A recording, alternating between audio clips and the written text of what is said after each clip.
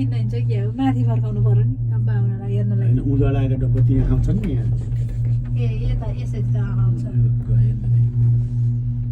कता डब्बा आउँछ कता मान्छे आउँछ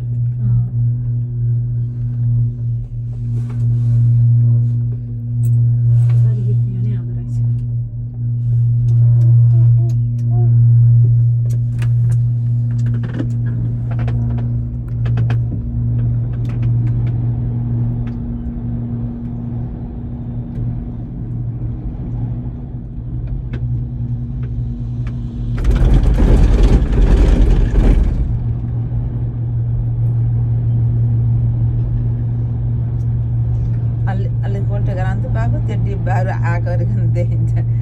त जङ्गलमा त देखियो यिनीहरूलाई जङ्गलै राम्रो लाग्यो नि बिचरा जङ्गलमा गाउँमा बसेकोलाई बजारको सहर हुने रहेछ कि यिनीहरूलाई त जङ्गलै हेर्न पाए जस्तो भयो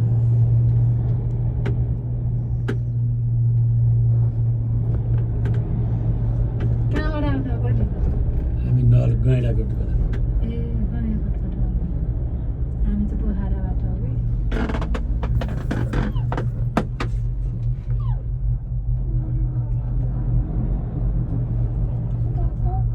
पाहाड घर कता हो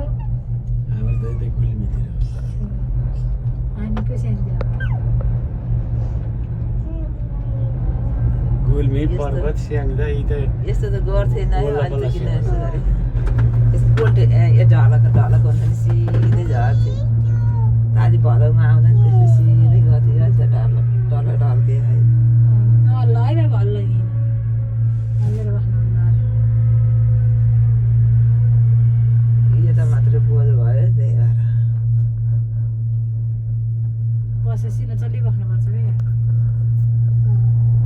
क्या अहिले पनि गएको नै मान्छे भरिभरि यिनी बेलुकी उतै बाँच्छ बासो भयो भने बेलुकी आरती सारती हुन्छ भनेर कोही देखाउ पानीहरू त्यसरी जाँदा बेलुका आरती हुन्छ होला नि त्यो हेर्न पाइयो भोलि बिहानै यहाँ फेरि